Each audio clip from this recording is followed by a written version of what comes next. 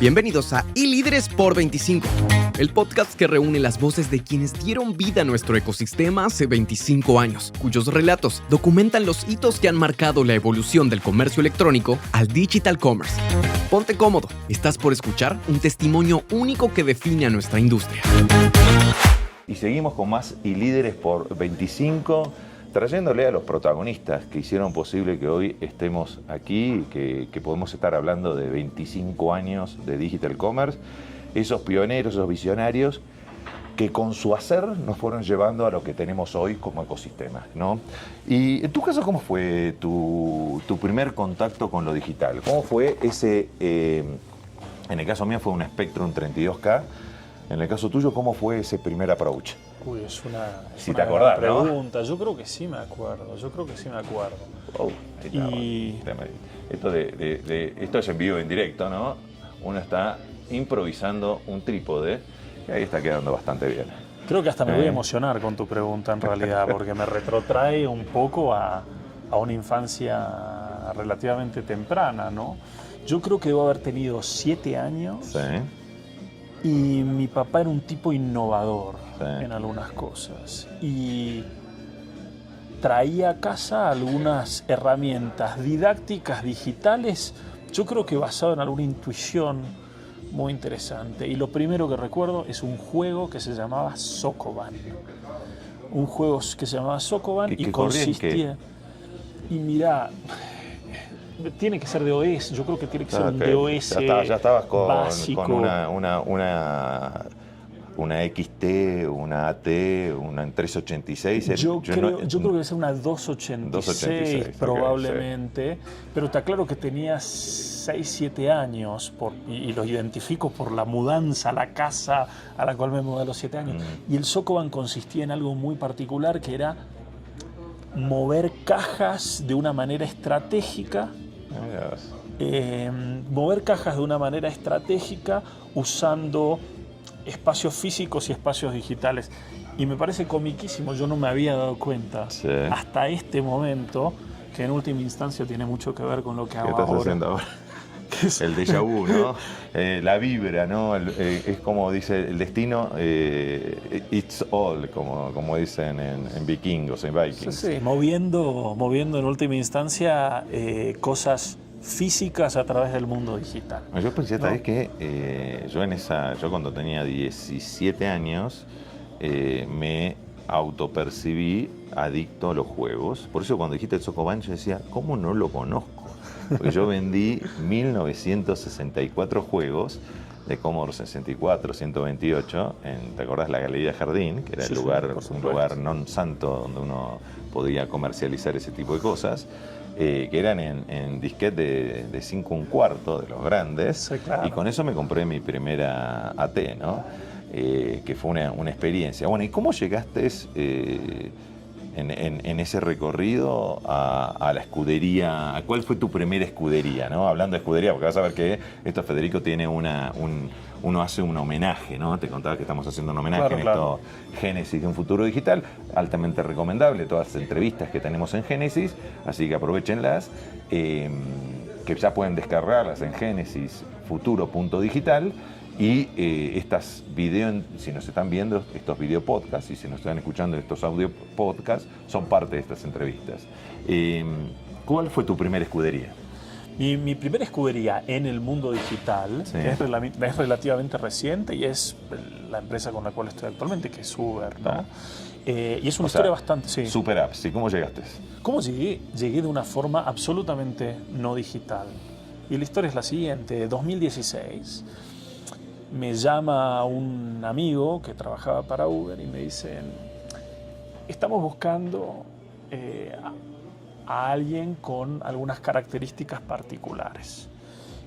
Número 1 es conocimiento muy profundo de América Latina. Nos estamos expandiendo por América Latina. Bueno, yo soy argentino, viví varios años en México, hablo portugués bien, etcétera, etcétera, eso funciona. Cosa número 2, queremos a alguien que haya hecho acuerdos comerciales de varios millones de dólares, acuerdos comerciales grandes, incluso de billones de dólares. Bueno, yo trabajaba para la industria farmacéutica. ¿sí? No necesariamente relacionado. Trabajaba para la industria farmacéutica. Y en ese contexto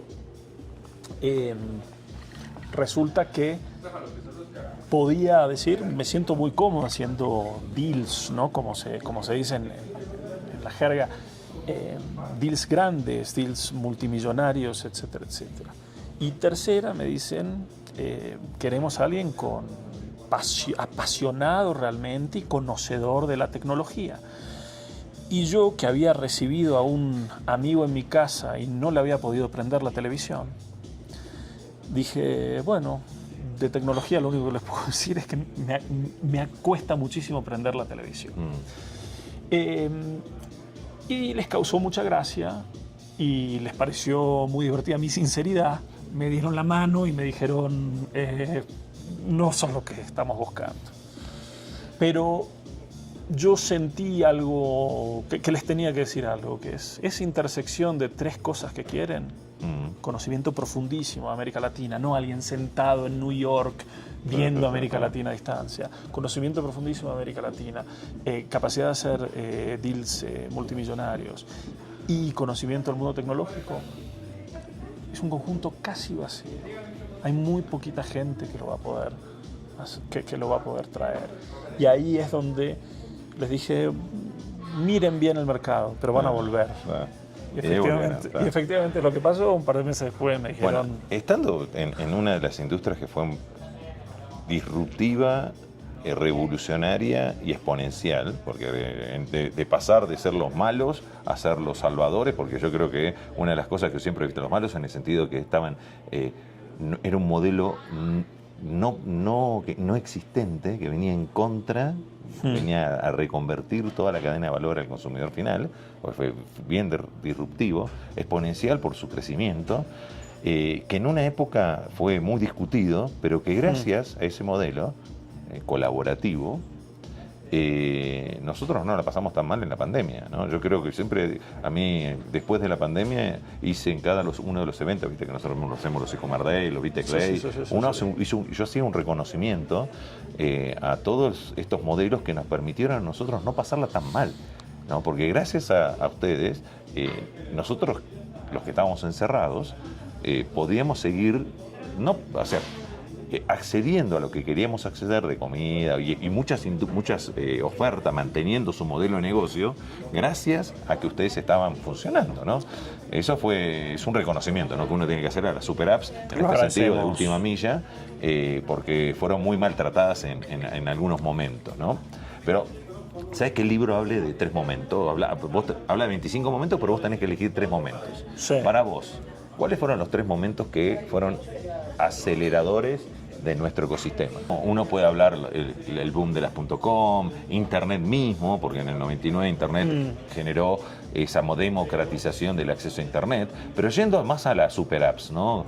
Yo creo que mobile fue un disparador, pero las super apps mismas en sí fueron un disparador, porque permitieron, ¿te acordás con las cuponeras, no? Porque las cuponeras fueron algo que duró una temporada, pero no llegó a ser tan importante y tan, si querés, fundamental dentro de lo que es hoy el ecosistema del comercio, porque no estoy hablando del digital commerce solamente. Hoy las super apps son parte del día a día, en todo sentido. Mira, no sé si voy a terminar en 3, pero te voy a obligar hay a dos, hay dos te que voy a sacar vienen... tipo tirabuzón la tercera si es necesario. Mira, dale. A ver, hay 2 que me vienen de manera muy marcada, en realidad. Uno es la transición de digital a móvil. ¿Sí? Porque había un digital que era valioso, que era interesante, que era Internet. Estábamos hablando te estoy hablando de la primera era de Internet, de los desktop, Netscape. y si querés, de los desktop y de el que tenía suerte, la notebook, ¿no? Porque vos para poder acceder a Internet tenías que ir a un lugar físico, llámese oficina, llámese casa, llámese universidad, llámese locutorio o cibercafé, y algunos que tenían... Pero tenías que siempre enchufarte, había que conectarse. Pero esto, que es una extensión nuestro como persona, esa situación, yo me acuerdo de empezar a ver las Blackberries en New York en algún momento, y decir, ok, esto es una extensión del cuerpo. La ubicuidad. La ¿no? ubicuidad, Porque totalmente. vos tenías el mobile, pero era rojo y verde, y lo único que hacías como mucho con toda la furia es mandar un mensaje de texto. Claro. Pero después la BlackBerry trajo algo que era el BB, ¿te acordás? Que Sí, por supuesto. ese mensajero que era una de las cosas que más pensé que no iba a poder dejar, porque yo tardé mucho, yo creo que tardé casi 2 años en pasarme a iPhone. Sí. ¿Pero por qué tardé tanto? Porque no quería perder mi red de contactos de BB. Claro. Era un tema de network total. Bueno, pero ahí estás tocando un tema súper interesante, me estoy resaliendo Sí. de tema, pero son los network effects que creo que en algún momento de esta conversación seguramente va a salir. El network effect, el que algo se transforme en tan masivo hace que los network externalities hace que todo el mundo tiene que estar o quiere estar, ¿tá? Claro. Que es lo que pasa ahora. Claro. Hoy muy poca gente, casi nadie, diría que no pide por super apps o no toma una super apps. Correcto. ¿Por qué? Porque, y son esas cosas que viste que están en esos memes o esos eslogan que dice hace 15 años ni se te hubiera ocurrido subirte al auto de un extraño, ni se te hubiera ocurrido ir a la casa de un extraño, y ni se te hubiera ocurrido pedir comida por internet, ¿no? ¿Por qué? Porque jamás hubieras pensado que iba a llegar caliente, que no ibas a tener problemas. Y iba a ser quedarte en el seguro. sillón, de un extraño, ni te explico, ¿no? Bueno, que es otro. Primer momento, la ubicuidad que te dio Internet, no solamente Internet, de mobile. Sí. ¿Y por qué decís esa migración? ¿Por la velocidad o por qué? Porque fue ¿Migración un en qué cambio. Vos me decías, la migración de Internet hacia el mobile, ¿no? porque me parece que pasa a ser una extensión del cuerpo. Okay. Esa es la lógica. Y pasa a ser una extensión del cuerpo muy masiva, no es algo que 1% de la población tiene. Mirá lo que es la profundidad de la penetración de esto. Ojo, y te acordás que yo me acuerdo que en ese momento yo decía, no, las pantallas touch, yo venía de la época de la Palm, ¿no? Por supuesto, de haber hecho proyectos con Palm y la Palm Pilot, que era algo que pudo haber sido revolucionario, pero no logró el switch y el momentum, porque fueron distintos de momentum. Yo todavía con la dimensión, esto lo voy a contar porque tiene que salir, yo estoy con la dimensión doble, la dimensión de los Ray-Ban Meta, que es vivir en 2 realidades. Una es la que estoy viviendo y la otra es la que me está hablando mi inteligencia artificial con la configuración que le hice de los Ray-Ban, o sea, de Meta como inteligencia artificial, que me lee los mensajes que me llegan. Entonces, es como que uno está en 2 momentos, en 2 lugares a la vez. Llevo 3 semanas haciendo esto y te digo que es desgastador al máximo. Pero nos vamos a acostumbrar, como todo, nos vamos a acostumbrar. Ahora estamos viviendo, hablando de transiciones, vos decís transición de internet a mobile, va a haber la transición de mobile a otro dispositivo que no va a ser touch, que va a ser reconocimiento de voz, inteligencia artificial y realidad aumentada, que estos lentes van a tener lentes interactivos y que con solamente tener esto yo voy a poder estar conectado y va a ser mucho más friendly. ¿Por qué? Porque con 5G vamos a tener 100 veces más de velocidad que 4G, entonces toda la capacidad de procesamiento y almacenamiento que hoy tenemos en esta supercomputadora de bolsillo se van a ir a la nube. Por supuesto. Ahí tenemos primer momento. Segundo momento. Para mí el segundo momento tiene que ver en realidad con una condición de coyuntura macroeconómica. Sí. Y en última instancia lo que me refiero es tasa de interés muy baja. Entonces 2008 en realidad funciona como un catalizador fenomenal de esta situación. Como podríamos decirle que un anabólico a la N. Un anabólico a la N y que ni siquiera creo que haya sido de ninguna manera intencional. Creo que simplemente si yo lo hubiera sabido, creo que más de uno lo hubiera aprovechado más. Porque y duró del 2008 hasta 21. Yo te diría que la segundo semestre del 21. Porque nosotros salimos el IPO, lo hicimos el 21 de julio del 2021, y en el segundo semestre cuando todo empezó a, como decir, esto está muy sobrevaluado. Totalmente. Pero entonces, mirá, tenés una cantidad de años importantes. Cuasi únicos en la historia, ¿no? Porque no creo que en ningún ciclo económico se mantuvo tanto las tasas tan bajas. No me acuerdo si en la depresión Mis profesores de historia económica, mis profesores de historia económica van a sentirse avergonzados. No lo recuerdo realmente. No. A ver, yo gracias a Dios en la historia económica me reprobó, pero no, aprobé, pero la tuve que dar 2 veces. Pero yo creo que a esta escala seguro no hubo. No, tenés razón. ¿Sabes que sos el primero que me trae esa visión más outsider? Que es cierto, porque esas tasas bajas lo que hicieron es que se invierta mucho en el sector tecnológico por los múltiplos que generaban, ¿no? Sí. Y que se pensara más en crecimiento que en rentabilidad. Pero es que ¿cuál era tu alternativa? Tu alternativa era no ganar interés o hasta perder interés en términos reales. Entonces, por supuesto que ibas a tomar ese riesgo. Bueno, es como decíamos siempre, ¿te acordás cuando Repsol salió a comprar o los europeos salieron a invertir en Latinoamérica? Invertían con tasas negativas o tasas del 1%. Sí. Entonces, vos decís, bueno, así también yo compro empresas, ¿no? O sea, cuando tenés ese tipo de financiamiento. Está buena esa. ¿Y la tercera cuál sería? Bueno, la tercera en realidad creo que es forward looking. No estoy pensándolo tanto hacia atrás como las anteriores, sino que es muy actual. Yo creo que AI is here to stay. Creo que AI no es un fad. Como todo, va a haber inversión eficiente y va a haber inversión no eficiente y va a haber cosas que van a tener will go bust, por así decirlo. Se va a hacer una depuración, ¿no?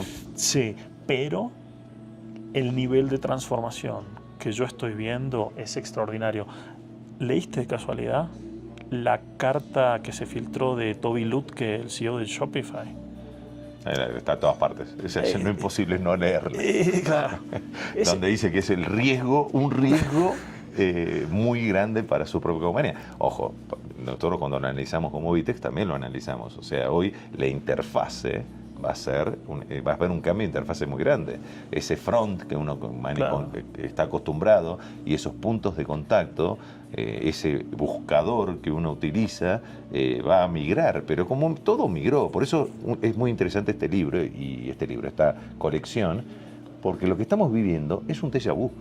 O sea, hemos vivido en distintas formas, con distintas tonalidades o distinto ritmo, estos mismos, yo les llamo movimientos tectónicos, que algunos eclosionan cuando se chocan entre sí y generan un gran tsunami.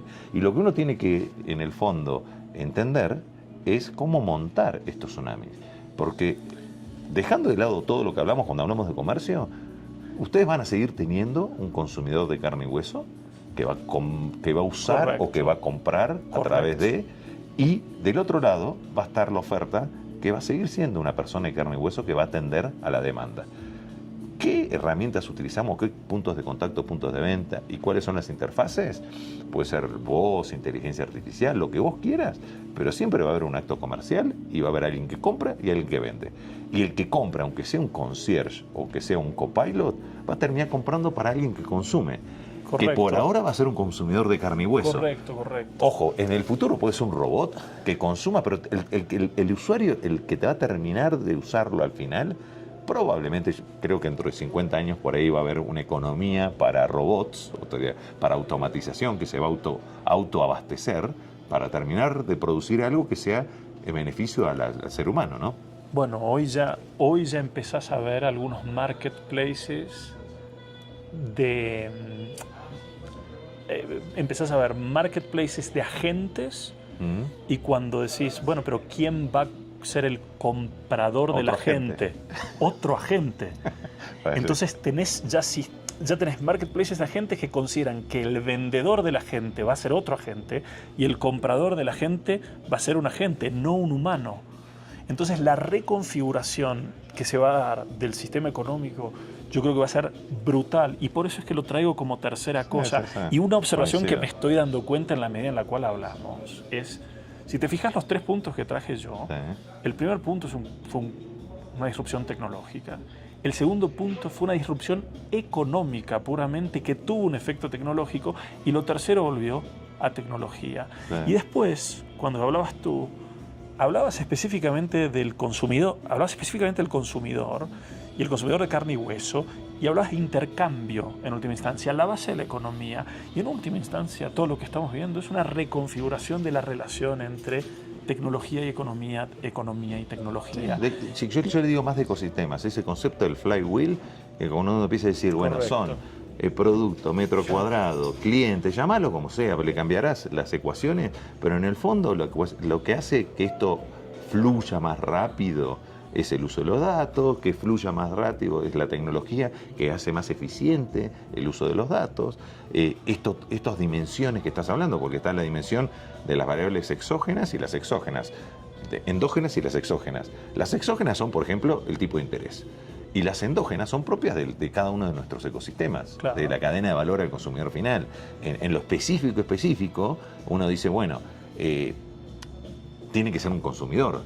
Es cierto, hay gente que no tiene para comer, ¿no? Entonces tienen otro tipo de necesidades y que uno llega a ese consumidor de otra manera. Porque yo ahora estuve en Kenia y en Tanzania y vos tenés M-Pesa. M-Pesa es un monedero impresionante digital, lo que hace M-Pesa. y lo que está haciendo M-Pesa borró totalmente los rangos, las franjas económicas, ¿no? Bueno, ahí me parece que estás abriendo una caja de Pandora que a mí me parece apasionante y muy relevante, que es de qué forma hacemos que estas ganancias que genera la tecnología realmente impacten positivamente al grueso de la sociedad. A ver, ponete a pensar lo siguiente. Es como si te pones a analizar la imprenta, ¿no? La imprenta, internet. Hoy, cuando yo estaba allá, vos seguís con el ejemplo de Kenia, y le pregunto al Sherpa que nos lleva en el safari que hicimos, cómo había aprendido español. Y me dice a través de la aplicación, esta aplicación que se llama Duolingo. Duolingo, sí. A través de Duolingo. Entonces vos cuando te pones a pensar y había en su aldea de Masáis un solo celular que tenía conexión a internet y que todos los chicos de la aldea se lo prestaban, tenían como turnos para aprender idiomas. Y que venía una vez a la semana o cada 15 días su tío, que era otro Sherpa, que lo que hacía era darles clases y les dejaba la tarea en Duolingo para que siguieran aprendiendo.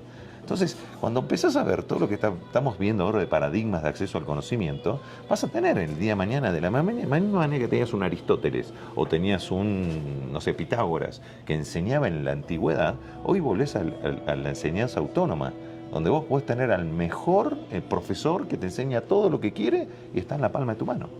Claro. Y probablemente gratis. ¿Entendés? Entonces, ¿por qué no lo tenés gratis? O sea, si te pones a pensar, ChatGPT hoy te enseña lo que quieras y te autogestionas. Y la calidad de contenido que hay en YouTube es una cosa impresionante. Bueno, pues sumémosle, ¿no? Por eso. Y TikTok y todo eso, que cuando tenés es... mi hija directamente me dice, yo prefiero conseguir a alguien explicando en TikTok o en YouTube lo que tengo que aprender que preguntárselo a ChatGPT. Entonces, estas son cosas que realmente cambian el mindset de cómo hacer las cosas. Pero para ir cerrando, que vos sabés estos podcasts, video podcasts son muy rigurosos en su extensión. Y yo hablo un poquito de más. No, tenemos incontinencia verbal, ambos. Si tuvieras que definir estos 25 años en una frase, y que te saque esa frase del estómago, del corazón, de las entrañas, ¿cómo lo resumirías? Mira, la palabra que me sale de las entrañas es vorágine, en realidad, y tal vez tiene que ver un poco con lo que a mí me ha tocado vivir como parte de esto. Yo no sé si ha habido otros momentos en la historia que han tenido un cambio a tasas tan aceleradas como hemos tenido. Entonces yo lo siento como vorágine. Una vorágine, ¿no? Sí, una montaña rusa constante. Una montaña rusa constante, sociedades que se tienen que adaptar a un montón de cambios, que buscan lo mejor y que buscan sacar lo mejor de estos cambios, pero que no siempre es fácil.